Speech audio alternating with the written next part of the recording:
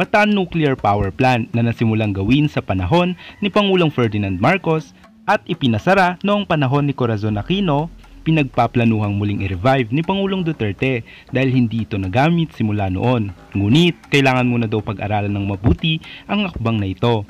Sigurado, si Leni Robredo sasabihin na naman mali ang timing. Para sa buong detalye, tumutok lamang sa video na ito.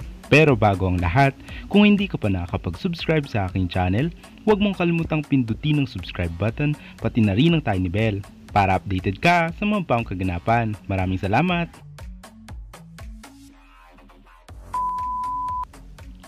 Ang Bataan Nuclear Power Plant ay isang nuclear power plant na matatagpuan sa Bataan.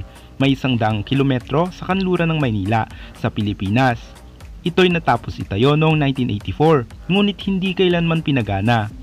Matatagpuan ang naturang planta sa 3.57 km2 lupang laan ng pamahalaan sa Napor Point, Barangay Nagbalayong sa bayan ng Morong.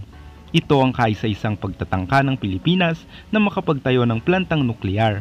Isinantabi ang pagpapatakbo sa planta dahil sa pangamba sa kaligtasan nito dala ng nangyari sa Chernobyl sa dating Unyong Soviet noong 1986 at mga isyu ng katiwaliang bumabalot sa pagpapatayo nito.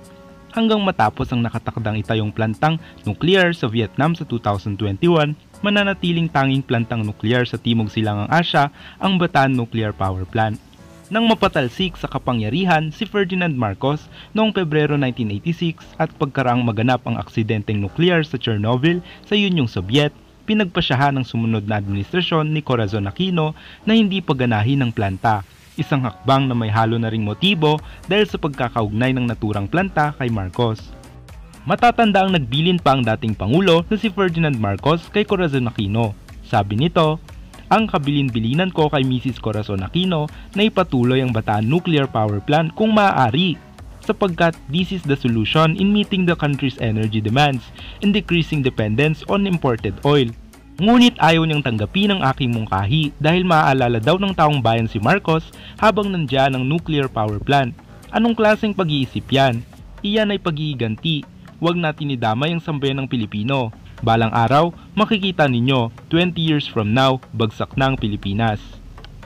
Ilang taon ang lumipas mula nang mapahinto ito at ngayon, sa ilalim ng Administrasyong Duterte, posibleng matipuang i-revive ito ng Pangulong Duterte. Ngunit, bago ito mapagdesisyonan, kailangan muna raw pag-aralang mabuti at nararapat na konsultahin din ang mga taga-Bataan kung saan naroon ang nuclear power plant, kung gusto raw ba nilang buksang muli ito o hindi. Sabi ni spokesperson Harry Roque, ang sabi ni Presidente, start from the ground, pag-aralan mabuti but start from the ground. Kami pong mga taga-Bataan ang dapat konsultahin muna kung gusto natin buksan ang Bataan Nuclear Power Plant. Noon, matatanda ang dalawang panukala ang inihain ng mga respetadong kumpanya ng enerhiya, ang General Electric at Westinghouse Electric. Naghain ng panukalang naglalaman ng detalyadong espesipikasyon ng plantang nuklear ang General Electric na tinatayang magkakalaga ng $700 million. Samantala, naghain naman ang Westinghouse ng higit na mababang halaga na tinatayang $500 million. Ngunit hindi ito naglalaman ng kahit anong detalye o espesipikasyon.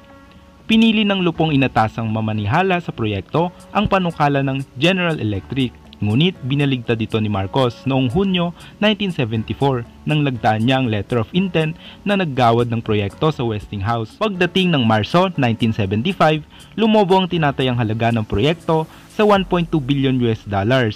Kalaunan, naitayo ng National Power Corporation ang isa lamang sa nuclear reactor plant na nagkakahalagang $2.3 billion. Isa pang kontrobersyang pagkakakuha ng Westinghouse sa kontrata ng Bataan Nuclear Power Plant. Dokumentado ang pakikipagnegosasyon ng National Power Corporation sa General Electric bago pa sumulpot ang Westinghouse. Ngunit, nang mamagitan para sa Westinghouse si Herminio Dicini, isang malapit na kaibigan ni Marcos, na paniwala pa ng mga ito na may laban pa ang General Electric para sa kontrata. May dokumentasyong makapagsasabi na may nangyayaring ang negosasyon bago pa makapaghain ng detalyadong panukala ang General Electric. Ang aking mga impormasyong nabanggit ay galing sa Wikipedia. Samantala, ito ang naging komento dito ng mga pumapabor na netizens.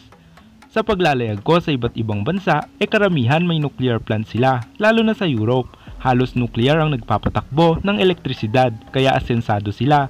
Sana kung natuloy lang ang planta nuclear ng Bataan, sana mababa na ang singil ng kuryente. Pero kung natuloy man, malamang nabenta na din ng mga Aquino sa mga gahamang oligarch. Hahaha. Sabi pa ng isang netizen, pabor na pabor, mura na babayaran mo buwanan elektrisidad kumpara sa Meralco na hawak ka sa leeg. Sila ang yumayaman, ang mahirap lalong pinapahirapan, kaya pabor ako. Halos lahat ng improved country, meron yan. Ang Pinas kasi, Liberal Party may hawak. Masasagasaan yung komisyon nila sa mga power plant na ginawa ni Marcos. Dagdag naman ng isa pang netizen, yes, it's way cheaper than gas. Pero, with the danger of nuclear power plant, dapat pag-aralan mabuti. If successful, imagine how cheaper our electric bills will be.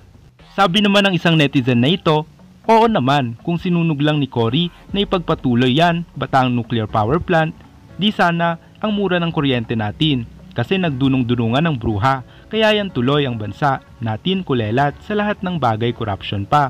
Ipinamimigay pa yung Meralco sa mga Lopez. Pinakawalan pa si Joma. Ang galing talaga ng utak nitong si Madam Cory. Sa katarantaduhan, walay na palang bansa, puro kahirapan lang. Ang Egypt nga na nasa Middle East na malapit na sa supply ng langis, naka-nuclear power plant, tayo pa kaya? Masyado naman po yata natin minamaliit ang kapwa natin Pilipino. Anong tingin nyo sa mga Pilipino? Di kayang pangalagaan ng power plant natin? Kaya po yan ng mga matatalinong Pilipino. Para sa pag-abante ng bansa natin, ang pagbubukas ng power plant na yan. Kaya po sana ay matuloy yan. Sabi naman ng isa pang netizen, yes, Tatay Digong, ibalik ang lahat ng naumpisahan ni President Marcos. Kayo po ang tulay ng lahat para manumbalik at para yung bansa natin di lubusang maghirap bagkus ay aasenso naman kahit papano. Pabor na pabor para hindi na mangonsumisyon ang mga Pinoy sa sobrang mahal ng elektrisidad. Pati na rin windmill paganahin na.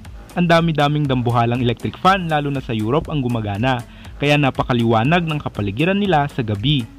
Go ahead, pinatayo naman talaga yan ni Marcos para pakinabangan ng mga Pilipino. Kaso ang problema, hindi pinatakbo ni Santa Cory kasi daw maaalala daw ng tao si Marcos. Tapos kung hindi nagamit, isinisisi din kay Marcos. Pinatayo daw pero di ginamit. GIGO talaga ang utak ng mga dilawan, diba? Kupal talaga. Ikaw, bilang Pilipino, sangayon ka ba na ituloy ni Pangulong Duterte ang sinimulang nuclear power plant sa Bataan ni Pangulong Ferdinand Marcos? Ano ang masasabi mo sa video na ito? Kung may nais kang sabihin, maaari kang magbahagi ng iyong opinion sa comment section. Thank you guys for watching. See you on my next video.